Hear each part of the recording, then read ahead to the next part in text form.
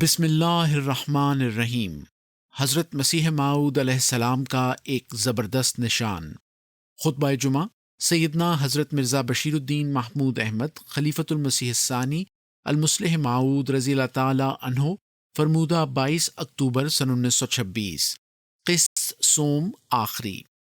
یہ چندے ایسی چیز نہیں کہ ان کے متعلق کسی کو تمہیں کچھ کہنا پڑے، بلکہ یہ تمہیں اپنے آپ ادا کرنے چاہیے، اور میرے نزدیک تو یہ ایک شرم کی بات ہے کہ کوئی کہے کہ لاؤ جی چندہ دو، بلکہ یہ چاہیے کہ کوئی کہنے نہ پائے اور تم چندہ ادا کر دو۔ گزشتہ سے پیوستہ۔ آج قادیان کی کیا حالت ہے؟ اس کا اندازہ اس کو دیکھنے سے ہو سکتا ہے کہ یہاں ہر وقت ہی ایک نمائش دنیا کے لوگوں کی لگی رہتی ہے۔ ہر طبقے اور ہر علاقے کے لوگ یہاں آتے ہیں، ہر قسم اور ہر ملک کے آدمی یہاں دیکھنے میں آتے ہیں۔ قریب کے لوگ بھی آتے ہیں اور دور دراز علاقوں کے لوگ بھی آتے ہیں، سیاح بھی آتے ہیں اور سفید بھی آتے ہیں، اور کوئی قوم نہیں جس کے لوگ یہاں نہ آتے ہوں، اور کوئی ملک نہیں جس کے باشندے اس سے تعلق نہ رکھتے ہوں۔ ایک دفعہ مفتی صاحب کو اچھی سوجھی۔ آپ نے ایک دفعہ یہاں ایک میٹنگ کی جس میں دنیا کے مختلف حصوں میں بولی جانے والی 22 زبانوں میں تقریریں کی گئیں۔ اتنی زبانوں کے جاننے والے بعض بڑے بڑے شہروں میں بھی نہیں ملتے۔ ہم نے حساب لگایا، ابھی بہت سی زبانیں رہ گئی تھیں جن کے جاننے والے تو یہاں موجود تھے، مگر وہ اس میٹنگ میں شامل نہ ہو سکے، اور یہ ترقی روز بروز بڑھ رہی ہے، اور دنیا کی باقی زبانیں جاننے والے لوگ بھی یہاں جمع ہو رہے ہیں۔ تو یہ سب کچھ کس طرح ہوا؟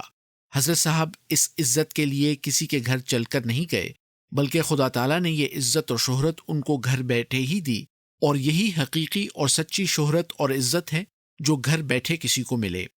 حال ہی میں ایک کتاب بڑے بڑے مشہور مشنریوں نے لکھائی ہے جس کا مضمون یہ ہے کہ عیسائیت کس طرح پھیلائی جائے۔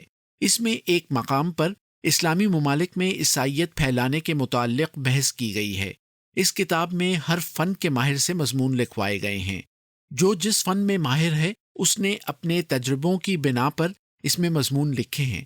اس کتاب کا ایک فقرہ مجھے بہت پیارا معلوم ہوا۔ اس میں لکھا ہے کہ احمدیہ جماعت کو جو بھی کہیں، لیکن یہ بات ضرور ہے کہ یہ قوم اپنی طاقت کے ہاتھ سے دنیا پر چھا گئی اور آنن فانن دنیا میں پھیل گئی۔ طاقت تو جو ہماری ہے وہ ہم جانتے ہی ہیں۔ ہمارا تو یہ حال ہے کہ ہمارے دوست ان علاقوں کو بھی نہیں جانتے جن میں احمدیت پھیل چکی ہے۔ یہ سب لوگ جو اس مسجد میں اس وقت بیٹھے ہیں، ان سے پوچھا جائے کہ ان ممالک کے نام بتاؤ جہاں احمدیت پھیلی ہوئی ہے تو ہرگز نہ بتا سکیں گے۔ تو جو ان ملکوں کے ناموں سے بھی واقف نہیں کہ جن میں احمدیت پھیلی ہوئی ہے، تو ان کی طاقت ہی کیا ہوئی، اور انہوں نے ملکوں میں تبلیغ ہی کیا کرنی ہے۔ ان میں سے ضرور 90 بلکہ 95% ایسے نکلیں گے جو ان ملکوں سے ناواقف ہوں گے، اور اگر ان ملکوں کے نام ان لوگوں کے سامنے لیے جائیں کہ جن میں احمدیت پھیلی ہوئی ہے تو حیران ہو جائیں گے کہ وہ اتنا بھی نہیں جانتے کہ یہ کسی ملک کا نام ہے یا کسی گھوڑے بیل کا۔ پس ہماری تو یہ حالت ہے۔ تاریخی اور جغرافیائی طور پر بھی ہمیں وہ علم حاصل نہیں جس کی بنا پر یہ کہا جا سکے کہ ہماری طاقت نے کام کیا۔ بس یہ کہنا کہ یہ سب کام ہماری طاقت کے ساتھ ہوا غلط ہے۔ یہ اسی کی طاقت ہے کہ جس نے آج سے 50 سال پہلے کہا تھا، یاتی کا من کل فج عمیق، یاتون من کل فج عمیق۔ بس اس کا پھیلانے والا خدا تھا، نہ کہ ہماری طاقت۔ یہ جو کچھ بیان کیا گیا ہے، یہ اس الہام کی وہ چھوٹی سی شکل ہے جس میں وہ ظاہر ہو رہا ہے، لیکن اس سے بڑھ کر اور نہایت ہی مؤثر پیرائے میں اس کو پورا کرنے کے لیے حضرت مسیح موعود علیہ السلام نے جلسہ سالانہ کی بنیاد رکھی، اور اس موقع پر یاتی کا من کل فج عمیق اپنا پورا اثر دکھاتا ہے۔ بس اس جلسے کے دن آنے والے ہیں، اور اس صورت میں جبکہ اس کی بنیاد حضرت مسیح موعود علیہ الصلاۃ والسلام نے اس الہام کے لیے رکھی، ہر وہ شخص جو اس میں شامل ہوتا ہے وہ حضرت صاحب کے کام میں مدد دیتا ہے، اور وہ خدا کے کلام میں مدد دینے والا ہے۔ خدا کا کلام تو پورا ہوتا ہے اور اس کے کام ہوتے رہتے ہیں، مگر وہ اپنے کلام کو بندوں سے پورا کراتا ہے۔ پورا کرنے والا تو در حقیقت خدا ہے، لیکن وہ ہم کو کہتا ہے کہ اس میں شامل ہو جاؤ، اور یہ مفت کرم داشتن والا معاملہ ہے کہ کام تو وہ خود کرتا ہے مگر بندوں کو اس میں شامل کر لیتا ہے۔ پس جماعت کو بھی اس میں شامل ہونا چاہیے، اور ان کاموں میں شامل ہونے سے پہلے کچھ باتیں ہیں جو اسے پوری کرنی چاہیے۔ یاتی کا من کل فج عمیق خدا کا کلام ہے، اور خدا اسے پورا کرے گا اور پورا کر بھی رہا ہے۔ مگر ہم کو بھی جو اس میں شامل ہونے کے لیے کہا گیا ہے، تو ہمیں چاہیے کہ لوگوں کو لانے سے پہلے ان کی مہمان نوازی کے سامان مہیا کریں، کیونکہ سب باتوں سے پہلے مہمان نوازی کی جاتی ہے۔ دیکھو، اگر کسی کے گھر میں چند مہمان آ جائیں اور آگے مہمان نوازی کے لیے سامان نہ ہو تو شرمندگی ہوتی ہے۔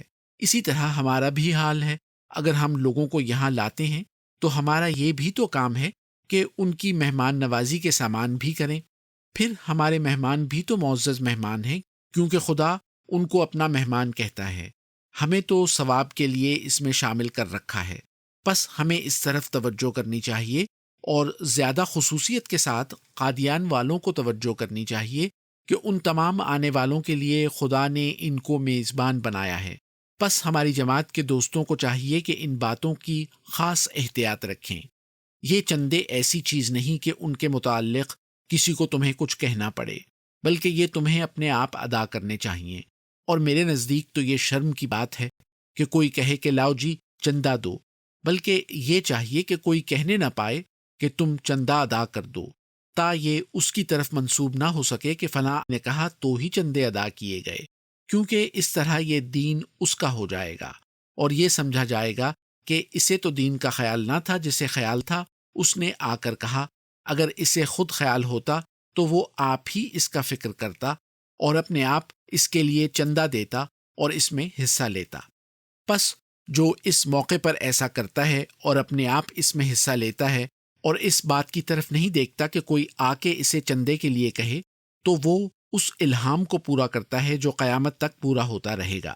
جو الہام بار بار پورا ہو وہ اس الہام کے بالمقابل افضل ہوتا ہے جو ایک دفعہ پورا ہو۔ حضرت صاحب کا یہ الہام بھی ان الہاموں میں سے ہے جو بار بار پورے ہونے والے ہیں۔ یہ الہام آج ہی نہیں پورا ہو رہا، بلکہ قیامت تک پورا ہوتا رہے گا۔ قرآن کریم اسی لیے توریت پر افضل ہے کہ یہ قیامت تک ہے۔ اسی طرح حضرت صاحب کا یہ الہام بھی اعلیٰ الہاموں اور اعلیٰ وحیوں میں سے ہے جو قیامت تک پورا ہوتا رہنے والا ہے۔ پس جو اس میں چندہ دیتے ہیں وہ اس کے پورا کرنے میں حصہ لیتے ہیں۔ اسی طرح جو یہاں آتے ہیں وہ بھی اس کے پورا کرنے میں حصہ لیتے ہیں، اور جو دوسروں کو ساتھ لانے کی کوشش کرتے ہیں وہ بھی اس کے پورا کرنے میں حصہ لیتے ہیں۔ بس میں یہ کہتا ہوں کہ دوست جہاں اس کی مالی خدمت کریں وہاں خود بھی آئیں اور دوسروں کو بھی ساتھ لائیں۔ میں ایک اور ضروری بات بھی کہنی چاہتا ہوں، اور وہ یہ ہے کہ بعض دوست تبلیغ کرتے ہیں، اور جب ایک آدمی حق بات کو پا کر بیعت کے لیے تیار ہو جاتا ہے تو وہ جلسے کے قریب کے دنوں میں یہ کہتے ہیں کہ چلو جلسے پر بیعت کر لینا، مگر یہ ایک غلطی ہے۔ ایک شخص جسے ہدایت ہو گئی ہے، کیا معلوم کہ قلعے کے باہر رہ کر اسے پھر خطرہ ہو جائے؟ قلعہ یہی ہوتا ہے کہ اس میں داخل ہو کر ایک شخص خطروں سے محفوظ ہو جاتا ہے۔ اسی طرح بیعت بھی ایک قلعہ ہوتی ہے۔ جو شخص بیعت کر لیتا ہے وہ گویا قلعے میں داخل ہو جاتا ہے جہاں اس کے لیے کوئی خطرہ نہیں ہوتا۔ اس لیے اس بات کو ہمیشہ مد نظر رکھنا چاہیے کہ کوئی ایسی بات نہ ہو جس سے ایک شخص قلعے میں آتا آتا رک جائے اور پھر اس کے لیے خطرے پیدا ہو جائیں۔ پس دوستوں کو چاہیے کہ جس وقت کسی کو ہدایت ہو جائے اسی وقت اسے بیعت میں داخل کرا لینا چاہیے، خواہ وہ جلسے کے دنوں کے قریب ہی کیوں نہ ہو، اور خواہ جلسے میں ایک دن ہی کیوں نہ باقی رہ گیا ہو۔ اور اس بات کا فکر نہ کرو کہ جلسے پر ہی ان کی بیعت کرانی چاہیے، ان کو تو اس وقت بیعت کرا دو، جلسے کے موقع پر خدا تعالیٰ اور آدمی دے دے گا۔ تم لوگوں کو لاؤ تو صحیح، وہ یہاں کے حالات دیکھ کر آپ ہی اس طرف متوجہ ہو جائیں گے۔ اور اس بات سے مت گھبراؤ کہ یہ لوگ جلسے پر جا کر گالیاں دیں گے یا کسی اور قسم کی بدزبانی کریں گے۔ میں نے دیکھا ہے دشمن گالیاں دیتے ہوئے آئے لیکن بیعت کر کے گئے۔ بس گالیوں یا اور باتوں سے مت ڈرو، تم ساتھ لانے کی کوشش کرو، اور جو بیعت کے لیے تیار ہوں انہیں اسی وقت بیعت کراؤ۔